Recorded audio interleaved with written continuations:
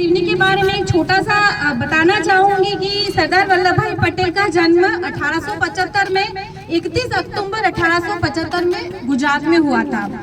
आपने इंग्लैंड से बैरिस्टर की डिग्री प्राप्त की। उसके बाद राजनीति और स्वतंत्रता सेनानी के रूप में जाने जाते हैं। सरदार वल्लभ भाई पटेल पहले वकील का काम करते थे। उसके बाद उन्होंने हमारे राष्ट्रपिता महात्मा गांधी की से प्रेरित होके अपने स्वतंत्रता संग्राम में भाग लिया।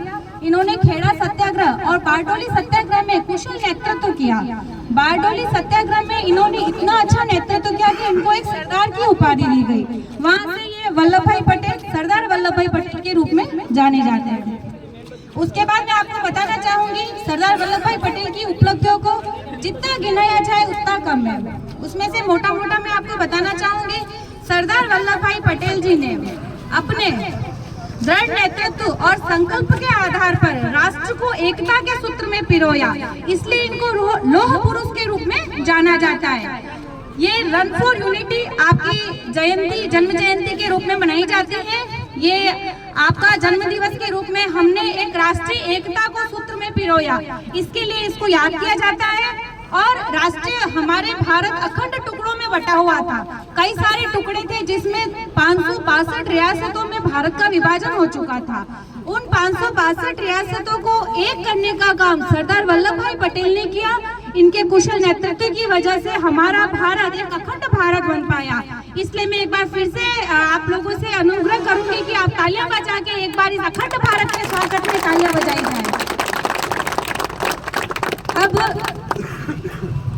इसलिए इस हमारे देश के जो प्रथम गृह मंत्री थे, गृह मंत्री होने का गौरव सरदार वल्लभ भाई पटेल को प्राप्त है। हमारे देश के अखंड भारत के प्रथम गृह मंत्री थे सरदार वल्लभ भाई पटेल। हमारे अखंड भारत के प्रथम उप प्रधानमंत्री के रूप में भी आपको गौरवान्वित किया। मैं चाहूंगी कि आप सब एक सीक्वेंस में आ जाए। तो एक शपथ दिवस है, एकता दिवस की शपथ है। तो ये शपथ अपन लेंगे कि हम राष्ट्र की एकता और अखंडता को कायम रखेंगे। और इसके अलावा मैं शपथ लेने से पहले एक दो मोटे मोटे मेरे प्रोग्राम भी बताना चाहूंगी। हमारे माननीय पुलिस महानिरीक्षक श्रीमान गोरजी श्रीवास्तव एवं हमारी एसपी महोदया श्रीमती ममता जी गुप्ता के निर्देशन में कुछ पुलिस के प्रोग्राम भी चलाए जा रहे हैं। उन प्रोग्रामों में हमारे आईजी साहब का सबसे एक मुख्य प्रोग्राम है यूथ सीएलजी से तो आप सभी परिचित हैं। ये यूथ सीएलजी है जो 18 से 30 वर्ष के जो यूथ है, यंग लोग हैं, वो हमारी पुलिस की इसमें जुड़े, हमसे जुड़े।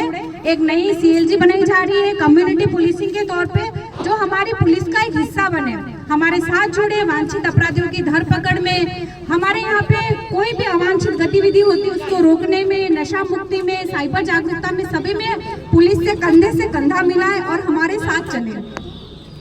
ये एक जिम्मेदार नागरिक का कर्तव्य भी है और होना भी चाहिए। तो मैं आप सब लोगों से, हमारे आईजी साहब की तरफ से, हमारे माननीय एसपी महोदया की तरफ से आप सबसे अनुग्रह करूंगी कि आप यूथ सीएलजी में यंग लोग ज्यादा से ज्यादा जुड़े और पुलिस के कार्य में मदद करें। इसके अलावा हमारे आदरणीय आईजीपी सर की तरफ से एक प्रोग्राम और चलाया जा रहा है, ऑपरेशन सुदर्शन चक्र।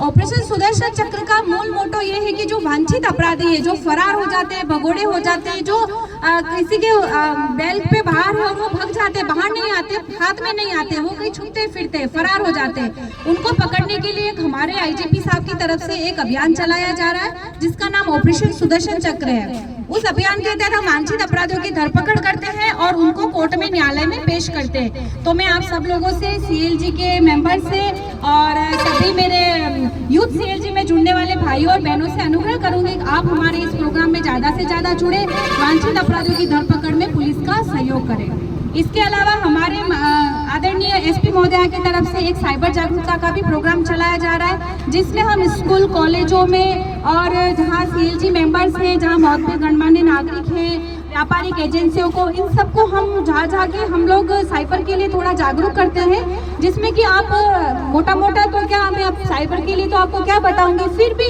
साइबर अवेयरनेस की अपने यहाँ बहुत ज़रूरत है। अगर अपन अवेयर रहेंगे तो फ्रॉड करने वाला कभी भी अपने साथ चीट नहीं कर पाएगा। इसलिए मैं आप सभी से अनुग्रह करूंगी, किसी को अपने OTP शेयर नहीं करें, अपनी पर्सनल डिटेल शेयर नहीं करें, यही हमारा मोटो है। और मैं चाहूँगी आप राजस्थान पुलिस के साथ जुड़े और पुलिस के कार्यों में मदद करें। थैंक यू, धन्यवाद। अब मैं आपसे